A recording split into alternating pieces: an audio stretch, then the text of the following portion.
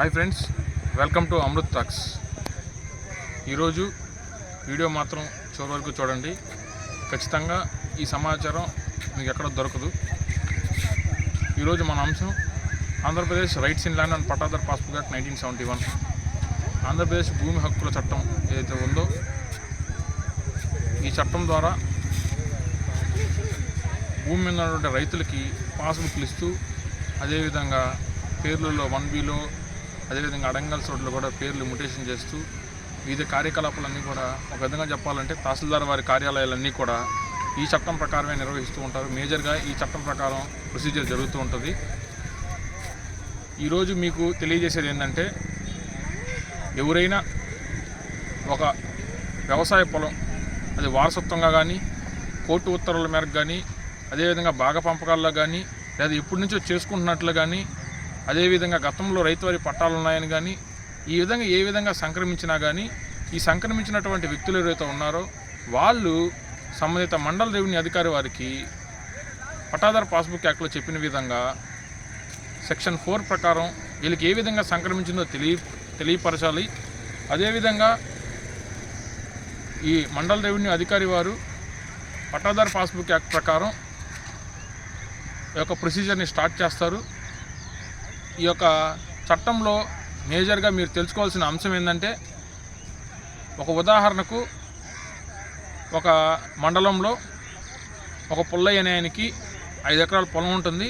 ఈ 5 ఎకరాల పొలంలో ఆయనకి వారసత్వంగా వాళ్ళ తల్లి తాత ముత్తాతల నుంచి వచ్చి ఉంటుంది. ఆయన పుల్లయ్య ఆ పొలం చేసుకుంటూ జీవనం సాగిస్తుంటాడు. ఆ పొలం ద్వారా వచ్చేటువంటి ఫలసాయంతోనే అతని కుటుంబం అంతా నడుస్తూ ఉంటుంది. అక్కడ ఏం ప్రాబ్లం లేదు.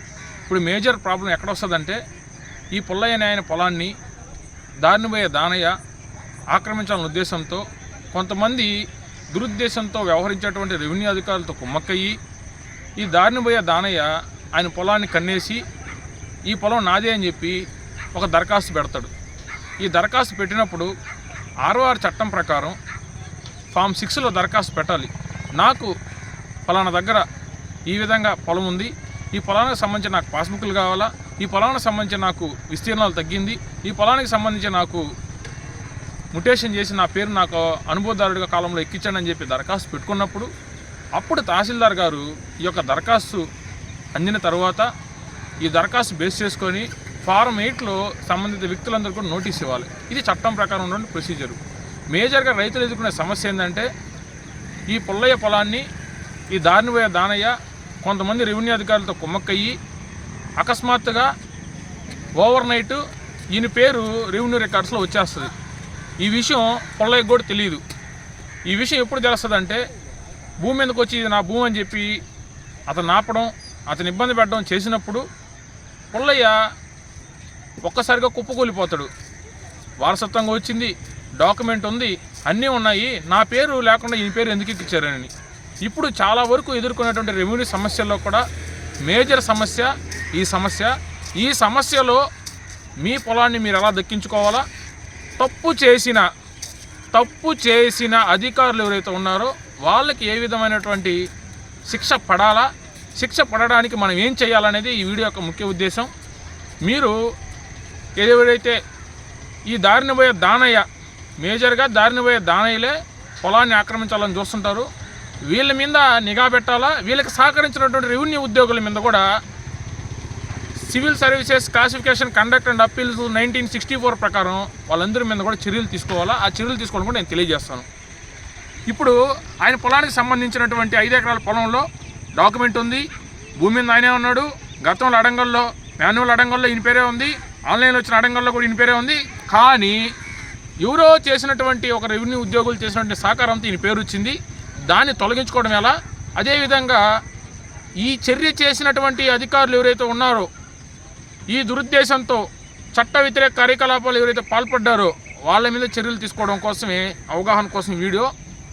మీరు ఎలా వచ్చింది అనేది సబ్ రిజిస్టర్ వారి కార్యాలయం సర్టిఫైడ్ కాపీల ద్వారా రిజిస్టర్డ్ పత్రాలు వచ్చింటే ఆ పత్రాలు, అదేవిధంగా గతంలో ఇచ్చిన మీకు పాస్బుక్లు, గతంలో అడంగల్లో ఉన్న మీ పేర్లు, వీటికి సంబంధించిన సమాచారం లేకపోతే సమాచార హక్కు చట్టం 2005 ప్రకారం సెక్షన్ 6 ప్రకారం మీరు దరఖాస్తు పెట్టుకొని దాని ప్రకారం సమాచారం సేకరించి సంబంధిత అధికారి గారికి నా పేరు లేకుండా పట్టాదారు passbook act, Andhra Pradesh rights in land పట్టాదారు పాస్బుక్ యాక్ట్ 1971లో తెలియజేసినటువంటి నియమ నిబంధనలు పాటించకుండా, ఫారం 6 దరఖాస్తే లేకుండా, ఫారం 8 నోటీస్ ఇవ్వకుండా, ఇంట్రెస్ట్ ఉన్న పర్సన్స్కి ఎవరికి నోటీస్ ఇవ్వకుండానే చేసినటువంటి ఎవరైతే అధికారులు ఉన్నారో వాళ్ళందరి మీద కూడా చర్యలు తీసుకొని నా పేరు నాకు మ్యూటేట్ చేయండి అని చెప్పి దరఖాస్తు పెట్టిన తర్వాత అధికారులు దాన్ని విచారించి మీ పేరు ఎక్కించేదానికి అవకాశం ఉంది.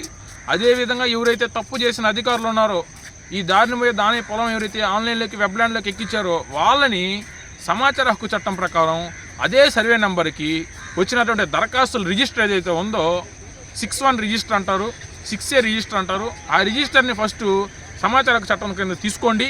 అదేవిధంగా వెబ్లాండ్లో ఎక్కించినటువంటి తహసీల్దార్ గారి ప్రొసీడింగ్స్ అడగండి. అదేవిధంగా వెబ్లాండ్ హిస్టరీ కూడా అడగండి. ఈ 3 పట్టుకున్నప్పుడు ఎవరైతే తప్పు చేసిన అధికారులు ఎవరైతే ఉన్నారో వాళ్ళు ఖచ్చితంగా దొరుకుతారు. ఈ యొక్క రెవెన్యూ రికార్డులో మ్యుటేషన్ చేయాలన్నా పేరెక్కించాలన్నా కూడా మండల రెవెన్యూ అధికారి గారు ఆ యొక్క రికార్డుని మొత్తాన్ని కూడా రూల్ 22లో చాలా క్లియర్గా చెప్పున్నారు. మండల రెవెన్యూ అధికారి వారిదే బాధ్యత అని, ఒక కాపీ వాళ్ళ దగ్గరే ఉండాలని. మన దురదృష్టశాతం ఏంటంటే చట్టంలో ఉన్నటువంటి ఏదైతే ఉన్నాయో వాటిని పాటించకుండా చట్ట వ్యతిరేక కార్యకలాపాలు పాల్పడుతూ గత నెలలో మ్యుటేషన్ చేస్తే ఈ నెలలో ఆర్టీఐ పెడితే కూడా రికార్డు లేదని ఇస్తున్నారు. వాళ్ళందరి మీద కూడా ఎటువంటి చర్యలు అయితే ఉన్నాయో వాటన్నిటి కూడా సీసీ రూల్స్ ప్రకారం తీసుకోవాలని చెప్పి కూడా మీరు పోరాడండి. పోరాడే వాళ్ళందరూ కూడా మేము సహకరిస్తాం. తప్పు చేసిన అధికారులు ఎవరైతే ఉన్నారో వీళ్ళందరికీ భయం రావాలి.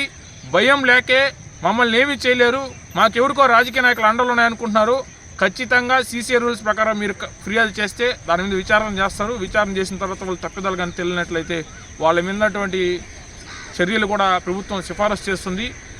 ఎవరైతే తప్పు చేసిన రెవెన్యూ అధికారులు అక్రమంగా చట్ట వ్యతిరేకంగా పేరు నమోదు చేసినటువంటి డీటెయిల్స్ అన్నీ తీసుకొని కూడా వాళ్ళ మీద ఫిర్యాదు చేయాలా. రెవెన్యూ సమస్యల్లో మేజర్ సమస్య భూమి రికార్డులు తారుమారు చేసేదే ప్రధాన సమస్య. ఈ సమస్యని మీరు అధిగమించాలని చెప్పి, ఈ సమస్యలో మీరు బయటపడాలని చెప్పి ఉద్దేశంతో ఈ వీడియో చేసాము.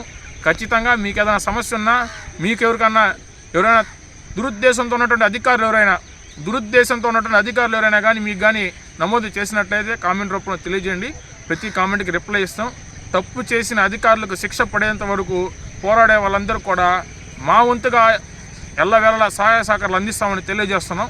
మీకు ఏదైనా సందేహాలు ఉన్నటువంటి కామెంట్ రూపంలో తెలియజేయండి.